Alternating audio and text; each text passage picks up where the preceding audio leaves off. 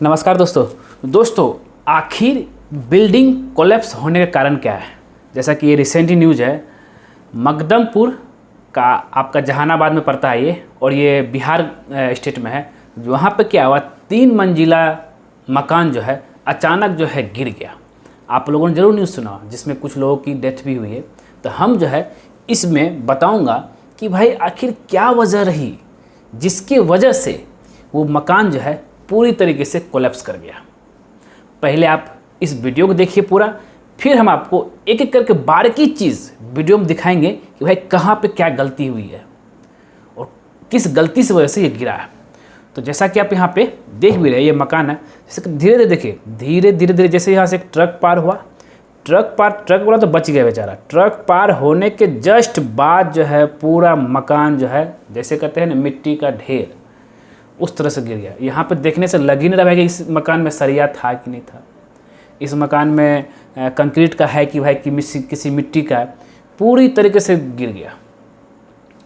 तो अब यहाँ क्या मिस्टेक हुआ, तो हम इस मिस्टेक के बारे में डिस्कस करेंगे कि किस मिस्टेक के वजह से जो है इस तरह का होता है।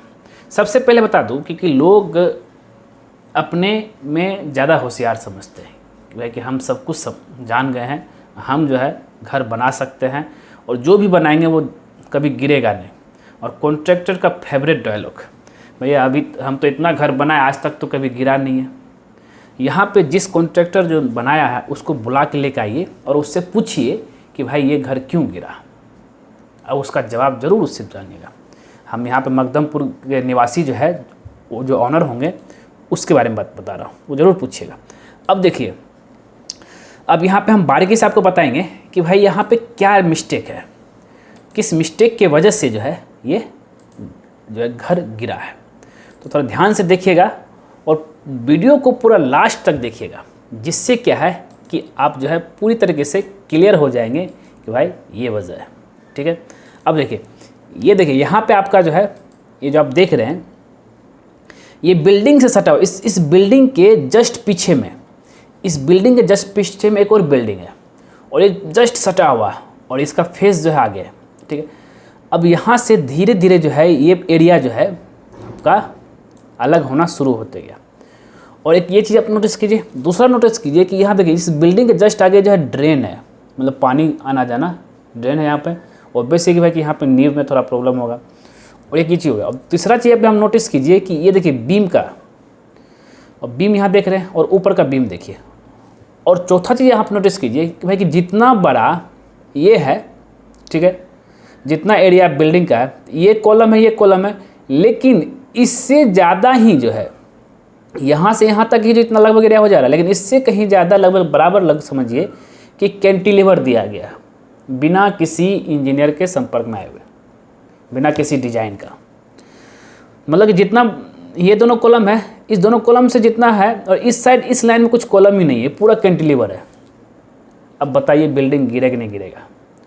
और मैक्सिमम जो है, अगर यहाँ पे ऊपर से ब्रिक वर्क भी कर दिया गया है, यहाँ पे आपका जो है ये जो दुकान यहाँ पे है, एक दुकान यहाँ पे है, यहाँ आपका जो है बैनर वैनर लगा हुआ है, पूरा लोड जो है इधर आ गया। और इसमें एक और चीज़ क्या है कि जहाँ पे फाउंडेशन ये बनाया हुआ है, इसी फाउंडेशन के नीचे जो है आपका जो है ड्रेन का पानी जा रहा है, नाला का पानी। और अब बिल्डिंग जब सटा हुआ, आप समझ सकते हैं कि भाई कि यहाँ पे किस तरह का फुटिंग दिया होगा। अब यहाँ के जिन ऑनर होंगे उनको अच्छी तरह से पता होगा।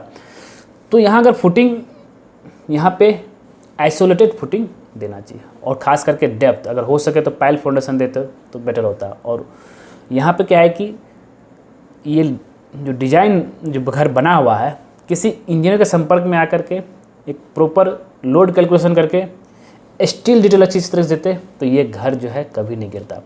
अब हम इसमें थोड़ा सा और आगे चलते हैं, दिखाते हैं। जैसे देखिए, ये धीरे धीरे देखिए ये ट्रक गया, और ट्रक के वजह से जो है क्या होता है, जब भी कभी आप रोड के किनारे रहेंगे, कोई हैवी लोड ट्रक जाएगा तो उस जगह का धरती जो कंपन करता है, ठीक है ना, तो उसी कंपन उसको एक और चीज़ मिल गया, यहाँ पे कंपन मिल गया। तो कंपन की वजह से जैसे ही ट्रक वाला आगे गुजरा, अब देखिए ये धीरे धीरे जो है ये यहाँ से जो है अलग होना शुरू हो गया। ठीक है, अब यहाँ पे देखिए कि सारा दो ही ये बिल्डिंग का आधा में ही पार्ट में कॉलम है, सामने भाई कॉलम दिया ही नहीं है, तो ये घर कैसे रहेगा। और अगर कैंटिलीवर दिया भी है तो ये जो पूरा सीधा बीम नहीं होता, ये आपका यहाँ पे टेपर होता है, ठीक है, कुछ इस तरीके से। ये कैंटिलीवर है, कुछ इस तरीके से रहता है बीम तिरछा, तो वो भी यहाँ पे नहीं है। और यहाँ पे डेप्थ ऑफ फुटिंग भी जो है थोड़ा ज़्यादा होना चाहिए, जो कि डेप्थ ऑफ फुटिंग बिल्कुल नहीं है दिया गया होगा, क्योंकि आदमी जो है पैसा बचाने के चक्कर में रहता है। और स्टील डिटेल की अगर हम बात करते हैं, सरिया डिटेल की बात, सरिया डिटेल जो, क्योंकि कभी कभी क्या होता है, ऑनर लोग सोचता है कि चलो अभी एक मंजिला बना लेते हैं, वो एक मंजिला के हिसाब से घर बना लेता है, फिर बाद में बोलता है ना चलो इसके ऊपर ही बना लेते हैं। तो यहाँ पे देखिए प्रॉपर कनेक्शन भी नहीं है और ना ही प्रॉपर फिनिशिंग भी नहीं है। मतलब लग रहा है कि भाई कभी कुछ कॉलम का, अगर हम सीधा की बात करें, ये कॉलम पूरा एकदम स्ट्रेट भी नहीं है। और मैं दावे के साथ कर सकता हूँ कि इसका जो है लैपिंग जोन जो होगा इसी स्लैब में होगा, यहाँ भी होगा। और कभी कुछ लोग तो लैपिंग जोन फाउंडेशन से 4 फीट या 3 फीट ऊपर में देते हैं, और एक ही जगह पे। देखिए सारा मिस्टेक याद रखिएगा, ये सब मिस्टेक के वजह से ही जो है ये सब घर गिरता है। तो अब हम इसमें थोड़ा और आगे चलते हैं। ये जैसे देखिए ये पूरा गिरा, ये गिरते ही जो है आप यहाँ पे देख रहे हैं कि फाउंडेशन को लेते हुए भी पूरा जो है ये पलटी मार दिया। और जैसे पलटी मारा तो अगर इसका जो है देखिए यहाँ से यहाँ कनेक्शन ख़त्म हो गया, तो यहाँ पे देखिए 2 को 3 को सरिया दिख रहा होगा। मतलब क्या कि ये जो लैपिंग जोन जो है इस स्लैब के पास था, भाई कहाँ से दम रहेगा इसमें। और सबका वही हालत है, मतलब कि हमेशा जब भी लैपिंग दें कॉलम के बीच में देना चाहिए, जहाँ पे बेंडिंग मोमेंट जो है 0 रहता है, कम रहता है। तो अब जैसे देखिए गिरा तो पूरा जो है, अब इसको देखने से लग नहीं रहा है कि भाई ये घर में सरिया था या नहीं था, और पूरी तरीके से जो है बिखर गया। तो देखिए दोस्तों, हम बस आपको यही कहेंगे कि जब भी कभी आप जो घर बनाएंगे उसमें आपको बस यही ध्यान देना है कि भाई सरिया डिटेल अच्छा से दे, बीम में दे अच्छा से दे, और जो है फाउंडेशन का डेप्थ थोड़ा ज़्यादा रखें। अगर आपका कहीं ड्रेन लाइन है पानी का वहाँ पे ज़्यादा है, और उसके हिसाब से, और हो सके तो किसी इंजीनियर से सुझाव ले करके जो है तभी घर बनाएं।